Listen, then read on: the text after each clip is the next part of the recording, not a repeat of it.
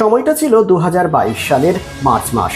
কেন্দ্রীয় শিক্ষা প্রতিষ্ঠান দুর্গাপুর এনআইটির প্রাক্তন অধ্যাপক সত্যনারায়ণ সরকার দুর্গাপুরের বেনাচিতি বাজারের কমলপুর প্লটের তার নিজের বাড়ির একাংশ দুর্গাপুর নগর নিগমের 27 নম্বর ওয়ার্ডের প্রাক্তন তৃণমূল কাউন্সিলর ডক্টর ছবি নন্দীকে ক্লিনিক করার জন্য ভাড়া দেন।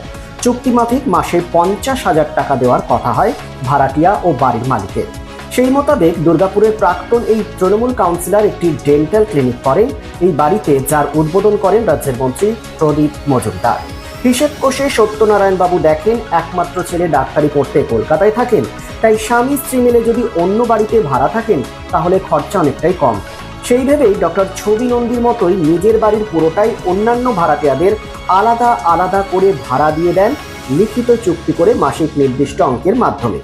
সবাই সময় মতো ভাড়া দিলেও বাড়ির একাংশের ভাড়াটিয়া ডক্টর ছবি নন্দী মাস 7 আগে থেকে ভাড়া দেওয়া বন্ধ করে দেন। এবার সত্যনারায়ণ বাবু দুর্গাপুর নগর নিগমের 27 নম্বর ওয়ার্ডের প্রাক্তন তৃণমূল কাউন্সিলর ডক্টর ছবি নন্দীকে অনুরোধ করেন বাড়ির এই অংশ হয় ছেড়ে দিতে, নচেত ভাড়া বাবদ বকেয়া টাকা দিতে।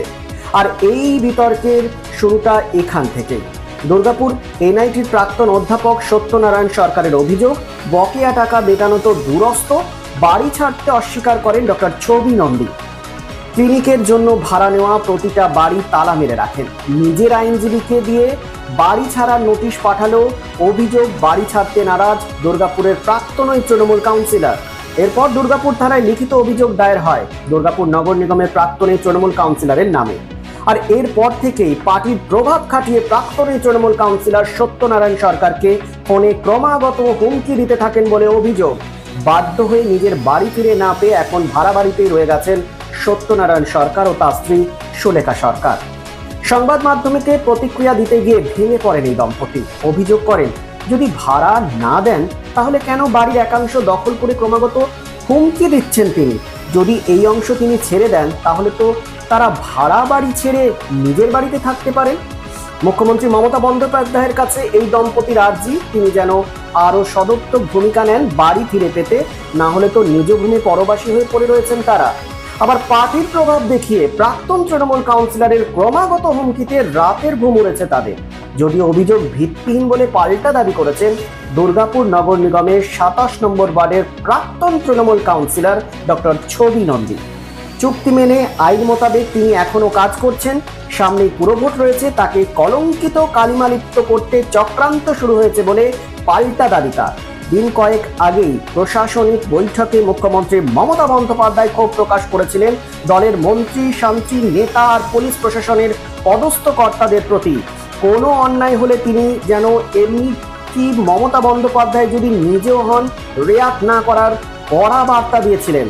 আর সেই কড়া বার্তার পরেই দুর্গাপুরের এই ঘটনার খোদ দলেরই এক প্রাক্তন কাউন্সিলরের বিরুদ্ধে দাদাগিরির অভিযোগ ওঠায় প্রশ্ন উঠেছে, মুখ্যমন্ত্রী চাইলে কি হবে?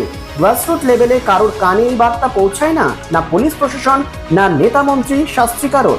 এখন দেখার বিষয় কোন পথে যায় পুরো ঘটনা, কতটা তৎপর হয় প্রশাসন, না সবটাই কথার কথাতেই রয়ে যায়। সর্ষের মধ্যে ভূত থাকলেও সেই ভূত তাড়াবে কোন ওঝা? ওঝার অপেক্ষায় এখন অসহায় পরিবার। এসপিএন দুর্গাপুর।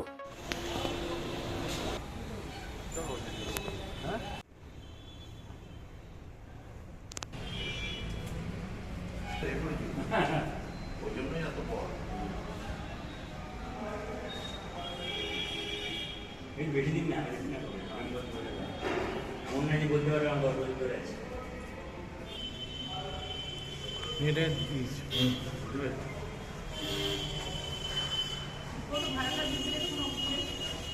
বাজে লোক তো আপনার সরকারি জায়গা এখানে জড়িয়ে আছে।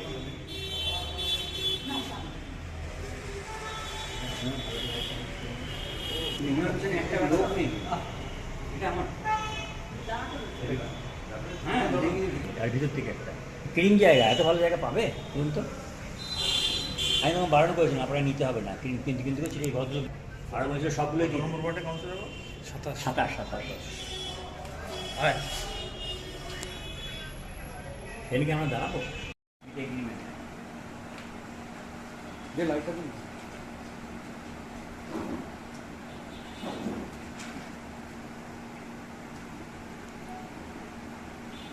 বললেই হুমকি মারছে, বলছি বললেই হুমকি মারছে যে ভাড়া চাইলে। একদম আজ কয়েক মাস হয়ে গেল ওনারা ভাড়া দেন 7-8 মাস 6 মাস। হ্যাঁ আমরা খুবই আতঙ্কগ্রস্ত। বৌদি কতটা আতঙ্কে আছে? হ্যাঁ, খুবই ইয়েতে আছি, ভয়ে হ্যাঁ, ভয়ে আছি আমরা। ভয়ে ভয়ে আছি, হ্যাঁ, যে ওনারা এরকম পজিশনে একটা বাড়ি ধরুন, হ্যাঁ, মানে ওনারা আটকে রেখে দিয়েছেন, হ্যাঁ, আমাদের ভাড়া বাড়িতে থাকতে হচ্ছে। আমি সমস্ত মূলধন দিয়ে অবসর আমরা পাশে একটা কম ভাড়ায় চলে যাই। মানে নিজ ভূমে পরবাসী। হ্যাঁ, আমরা যে অনেক কষ্ট করে বাড়িটা করেছিলাম। হ্যাঁ, হ্যাঁ, এরকম তো আমরা এখন টাকা পাচ্ছি না, লাস্ট 6-7 মাস হয়ে গেল। হ্যাঁ, তো কালকে মাননীয় মুখ্যমন্ত্রী শুনলাম বলেছেন যে গ্রহণ করবে তাদেরকে ইমিডিয়েট প্রম্পট অ্যাকশন নিতে উনি বলেছেন। তো শুনে আমরা খুবই আশ্বস্ত এবং উজ্জীবিত হলাম। হ্যাঁ, এবার আমরা বোধহয় আমাদের শুরু হবে। এবং আমরা যে ব্যাংকে গেলেই আমাকে আমার মিসেসকে ওনারা ধমকি দিচ্ছে যে জানেন আমি একসময় কাউন্সিলর ছিলাম, আপনারা কিচ্ছু করতে পারবেন না, আমরা তো উঠবই না, আপনাকে ভয় হেনস্থা করবো, দেখাচ্ছে। হেনস্থা করবো, হ্যাঁ, হ্যাঁ। মেন্টাল হ্যারাসমেন্টের আমরা চার্জ তো দেবো। বয়স হয়ে গেছে ধরুন আমাদের, হ্যাঁ, এই বয়সে যদি এরকম একটা মানে অসুবিধার মধ্যে পড়ি, খুবই মানে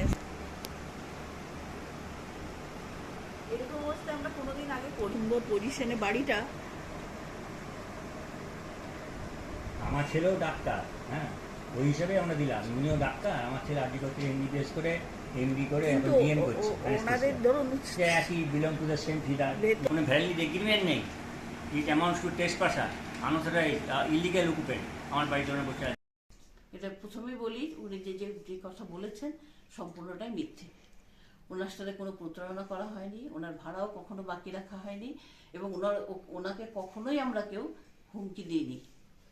আমি তৃণমূলের কাউন্সিলর হিসাবে শুধু নয়, আমার একটা পরিচিতি আছে, আমি একজন ডাক্তার, আমার একটা প্রফেশনাল ইমেজ আছে, সোশ্যাল ইমেজ আছে, এবং সেই ইমেজে কিন্তু আমি একটা ভালো উদ্দেশ্য নিয়ে ক্লিনিকটা চালু করেছিলাম ওনার ওই বাড়িটা ভাড়া নিয়ে। এবং সেখানে আমি যথেষ্ট প্রচুর টাকা পয়সা খরচ করে, প্রায় 20-25 লাখ টাকা খরচ করে ওটাকে আমি রিপেয়ার করে রিনোভেট করে আমি আমার চেম্বারের মতো করেছি। তো তারপরে উনি হঠাৎ এইভাবে কেন বলতে গেলেন আমি সেটা এখনো বুঝতে পারছি না। এটা কোনো চক্রান্ত করা হচ্ছে সামনে পুরো ভোট? আমার মনে হচ্ছে এটা কোনো চক্রান্তের শিকার আমি হয়েছি, যেহেতু আমাদের পুরসভার ভোট মানে কাছাকাছি আসছে। উনি হয়তো কোনোভাবে আমার ইমেজটা নষ্ট করতে চাইছেন, আমাদের তৃণমূলের কাউন্সিলর হিসেবে আমার ইমেজ নষ্ট করতে চাইছেন, কিন্তু এটা সম্পূর্ণ মিথ্যে। দলের কেউ আছে মনে হয় তাই? সেটা তো আমি বলতে পারছি না, আমার কাছে সেরকম নলেজ নেই। কিন্তু আমার বন্ধু যারা আছে, আমার কলিগদের মধ্যে ওনার সম্বন্ধে কিন্তু কোনো ভালো কথা কেউ কোনোদিনই বলেন। উনি আমার নেয়ার পরে, আমি এই ভাড়াটা নেয়ার পরে কিন্তু আমাকে অনেকে বলেছিলেন উনি ভীষণই বাজে লোক, উনি সবসময় এইসব করেন। ক্রমাগত হুমকি দেওয়া হচ্ছে তৃণমূলের কাউন্সিলরের নাম করে, আপনি হুমকি দিচ্ছেন, আপনার মেয়ে হুমকি দিচ্ছে, এরকমটা বলা হচ্ছে। অসম্ভব, এটা একেবারে সম্পূর্ণ মিথ্যে কথা। আপনি কি আইনি পথে যাবেন? নিশ্চয়ই যাব। আপনার ক্লিনিক বর্তমানে চালু আছে না বন্ধ আছে? রিসেন্টলি একটু বন্ধ আছে, 2-3 দিনের জন্য। মানে কদিন বন্ধ হয়েছে আপনার ক্লিনিক? 4-5 দিন, 4-5 মাস? কিছু 4-5 মাস না, 4-5 দিন। 4-5 দিন কি সপ্তাহখানেকের মতো।